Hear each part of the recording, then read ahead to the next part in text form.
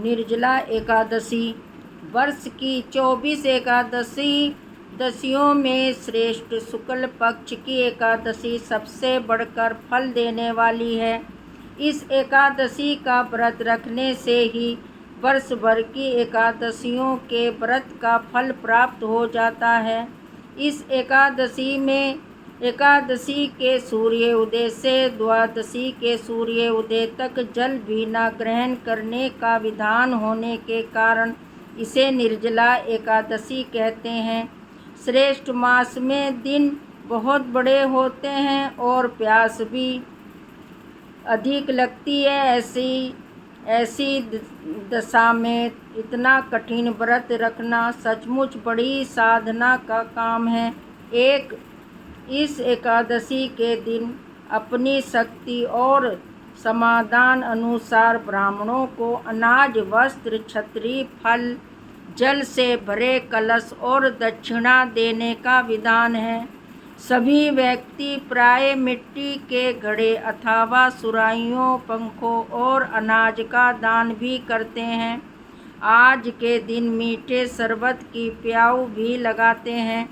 अधिक मात्रा में सत्य भोजन करते रहना भीमसेन की एक बहुत बड़ी कमी भी। एक दिन भीमसेन ने व्यास जी से पूछा, हे पितामह, माता कुंती, भ्राता युधिष्ठिर, अर्जुन, नकुल, सहदेव और द्रौपदी आदि सभी एकादशियों का व्रत करते हैं और मुझे भी अनाज खाने को मना करते हैं, परंतु मैं उनसे कहता हूँ कि भाई, भक्ति पूर्व भगवान की पूजा आदि तो मैं कर सकता हूँ और दान भी दे सकता हूँ, परंतु भोजन के बिना नहीं रह सकता। इसके उत्तर में व्यास जी ने कहा, हे पांडु पुत्र भीमसेन, यदि तुम नरक को बुरा और स्वर्ग को अच्छा समझते हो तो प्रत्येक मास की दोनों एकादशियों को अन्न मत खाया करो।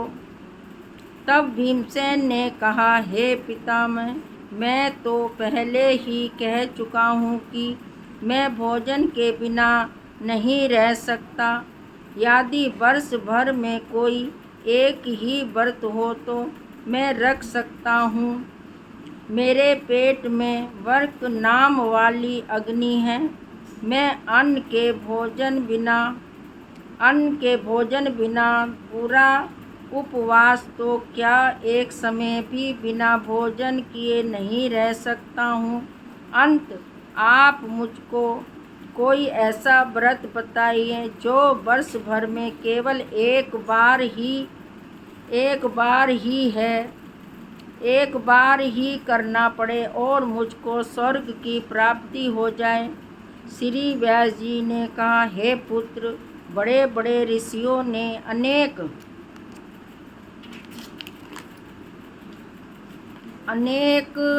शास्त्र बनाए हैं जिनमें वर्णित उपायों के द्वारा थोड़े से परिश्रम से ही स्वर्ग की प्राप्ति हो सकती है, परंतु उन शास्त्रों में भी दोनों पंचों की एकादशी के व्रत को मुक्ति के लिए सबसे श्रेष्ठ लिखा है।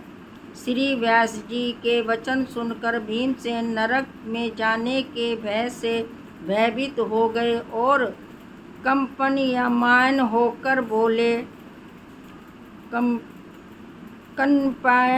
होकर बोले, अब क्या करूं? एक मास में तो व्रत तो मैं कर नहीं सकता। हाँ, वर्ष में एक व्रत करने का प्रत्यय अवश्य कर सकता हूँ। एक दिन व्रत करने से मेरी मुक्ति हो जाए। यदि ऐसा कोई व्रत हो तो कहिए। यह बात सुनकर व्यास जी कहने लगे कि वृक्ष और मिथुन संक्रांति के बीच श्रेष्ठ मास के शुक्ल पक्ष की